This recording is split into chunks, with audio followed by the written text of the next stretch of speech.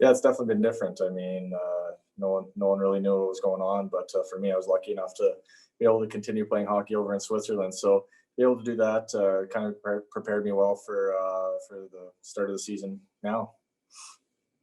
Your third season in the organization. Feels like we watch you growing up here in Bakersfield. Um, Kind of a weird scenario with just 40 games, and a weird scenario with kind of how the season is approaching. How are you kind of approaching, the stretch of games and an opportunity for yourself here? Yeah, it's a little bit different. Going to be weird, but I think for myself and as a team, we're just going to prepare like it's a normal season. We want to go and win games and be the top team at the end of the year. That's our mindset right now. And I mean, these first few skates have been hard, and I think we're ready for it.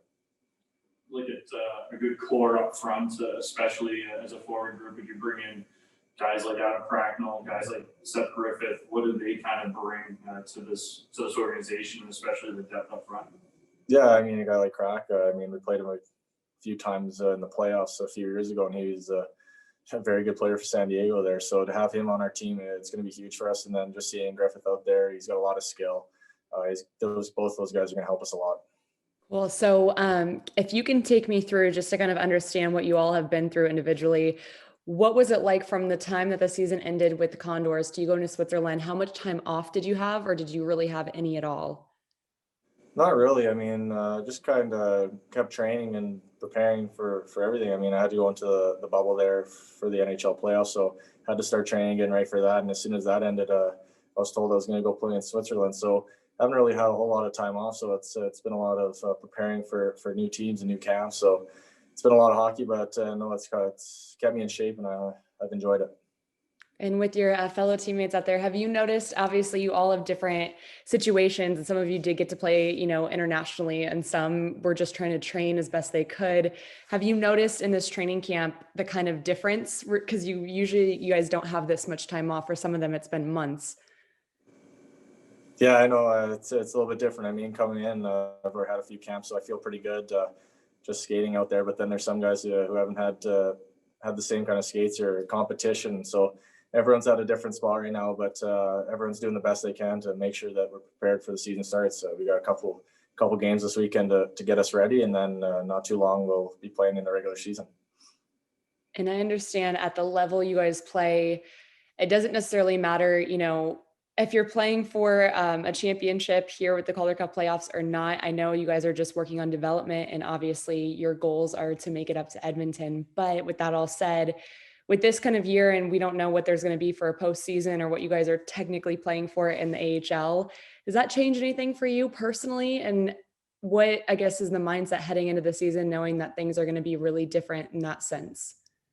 I think our mindset's the same as any other season. We just want to come in and just win as many games as we can. Who knows what's going to happen with the postseason right now? Maybe there still will be one if things can change. So we want to be ready for whatever comes our way, but we want to keep winning as many games as we can. And a part of the change is no fans. So I know, especially for you guys during the playoff run in 2019, how fun of an atmosphere Bakersfield was for you all. And just knowing that, I know fans are hungry to get back to watch games, especially in the whole state of California. How does that change things for you out there? And we all know and love hockey because of that atmosphere. So what is it going to do for you? And is it going to feel more like a practice, or how are you game planning that?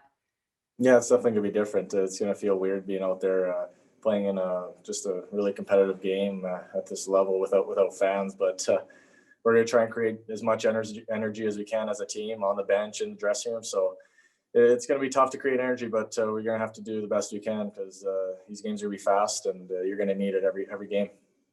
And what was the situation like in Switzerland? Were you guys able to play in front of fans, or how did that work out? For our games, it started with a few fans, and then kind of as things started getting a little bit worse, it was more just family and friends showing up to the games. Gotcha. So you kind of saw what this all is like.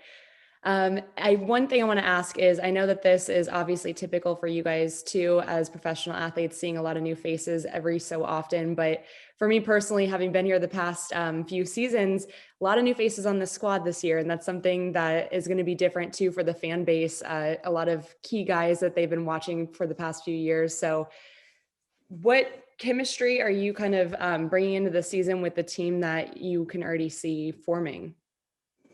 Yeah, no, it's a short training camp, so we're trying to build chemistry as quick as we can right now. Everyone's introducing themselves. We're starting to get to know everyone. I think we're still missing some guys, but once everyone's here, we're just gonna just keep practicing hard together. And I mean, just got to be as close as we can for when the season starts. And if Josh Curry was the mayor of Condors Town, who's going to take that role this season? I'm not sure. I might have to give that one to Brad Malone now. He's got to be our guy.